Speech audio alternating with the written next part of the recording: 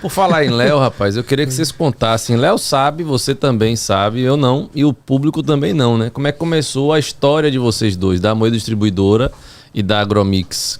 Então, a gente começou vendendo primeiro a ração básica, né? A gente ainda não conhecia Léo. E aí os clientes iam pedindo, né? Tendo demanda de produtos novos.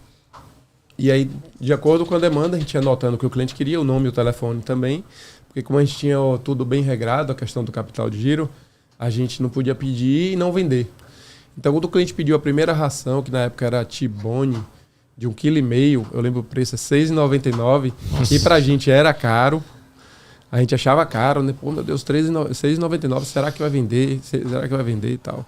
Então, assim, a gente pediu uma que o cliente pediu, chegou, vendeu para outro cliente. Aí a gente, pô, e agora? Tal, vamos pedir mais 6. A gente pediu mais 6. E aí começou a vender produtos de 1,5 kg que não tinha sido venda no interior. Aí foi aparecendo cliente, o primeiro cliente de T-Bone de 15 quilos também. E amigo nosso, do jiu-jitsu inclusive. Quer dizer, se tornou amigo nosso depois. Então ele pediu o T-Bone de 15 quilos, que na época era R$42 15 quilos. A gente ficou com medo também, meu Deus. A gente comprou 4 sacos, ele comprou os 4.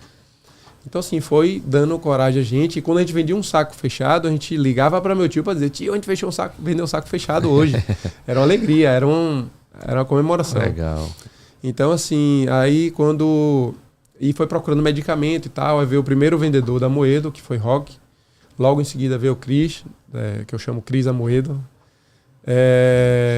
Cristiane veio também, nos deu muita força com treinamento, com técnica de venda, explicando sobre os produtos, que ela é veterinária, né? Então ela Cristiane Cajazeira? Cristiane Cajazeira, ela rapaz, mesmo. show de Faz bola. parte da história da Agromix. Cristiane, Muito bom, velho. pra gente, foi um dos nossos melhores treinamentos que a gente teve até hoje.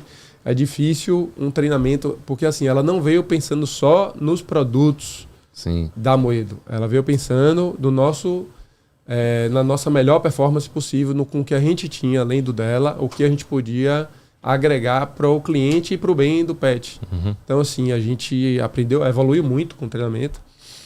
E aí, logo em seguida, a gente começou a comprar muitos produtos, né? Começou a se tornar mais importante no mercado. Assim, pequeno ainda, né? Mas logo em seguida existia um top 10 da Amoedo, na época, que a gente nem imaginava que um dia ia estar entre os top 10.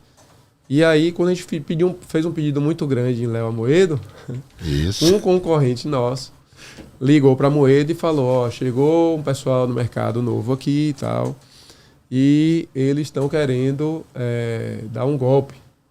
Então, cuidado, não venda para eles. E aí a gente ficou sem saber o que fazer. Na época a gente comprava com cheque à vista. Só que a gente já tinha feito um pedido grande que vendeu todo e pediu de novo mais 20 sacos. Tal. Grande, assim, 20 para a época era muito grande. Sim. E aí, claro que o financeiro da Amoedo fez, um fornecedor meu que é top 10, um lojista meu que é top 10, está dizendo para não vender, eu tenho que pelo menos ouvir ou conhecer e tal. Aí, por coincidência, o gerente da Amoedo era um rapaz chamado Walter, no Bradesco, que era inclusive um amigão de nosso tio, que era nosso mentor, que também tinha conta no Bradesco.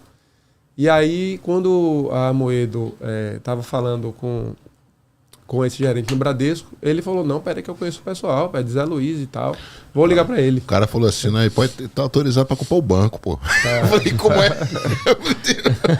Tá autorizado para comprar o banco. Pode vender a Amoedo, ele falou: pode vender a Amoedo. Pode vender a Amoedo, pode vender o banco. Por amizade, vai por amizade. Mas então, assim, ele sabia que era uma pessoa de boa índole e que a intenção realmente era crescer. E aí, a sua pergunta, né, como a gente conheceu, aí Léo Amoedo, acho que com 6 meses de loja, ele apareceu lá, viu, a gente não tinha piso no chão, né, na loja não tinha piso no chão, não tinha, só tinha as prateleiras que era diferenciada em relação ao mercado, porque a gente trouxe do nosso mercado, então era prateleiras mais arrumada para o mercado que tinha em Salvador. Uhum. Porque a maioria das prateleiras era geralmente aquelas prateleiras, eu não vou saber explicar, de arquivo. E a nossa era prateleira de supermercado mesmo, mais arrumada. E aí, assim, mas os porta-pallet no chão com ração. E pra gente, a nossa ideia de loja, porque antes da gente vir também, a gente veio visitar várias lojas, porém a pessoa que nos ajudou a ver as lojas aqui era um vendedor e ele atendia subúrbio. Então a gente conheceu muitas lojas de subúrbio e falou, não, a loja de pet shop é a ração no meio, acessórios no canto e botar para vender. Não tinha muito mistério, era só botar a ração no chão e pronto. Então nosso chão era meio que acimentado, meio com barro, meio bem simples mesmo. E aí Léo chegou lá e falou, rapaz, vocês, do jeito que vocês estão indo, com 6 meses vocês já vão estar diferente e tal. E foi. A gente foi mudando, botando o piso, foi começando a viajar para São Paulo para ver o mercado fora. Começamos a conhecer lojas aqui também que a gente não tinha visto ainda, né? A gente só tinha visto lojas dos bairros, lojas menores.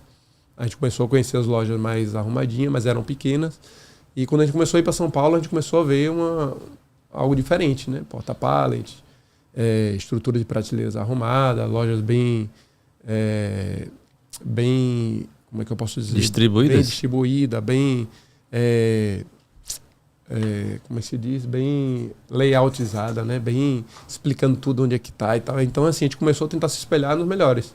Uhum. Então, assim, isso fez com que a gente conseguisse cada ano melhorar.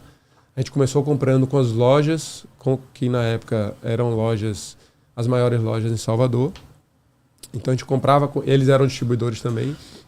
E aí a gente comprava com eles e era prático comprar, era fácil, chegava produto fácil. E depois a gente foi tendo condições de comprar com distribuidor, foi ganhando corpo e começou a comprar de fábrica e foi melhorando cada vez mais a rentabilidade.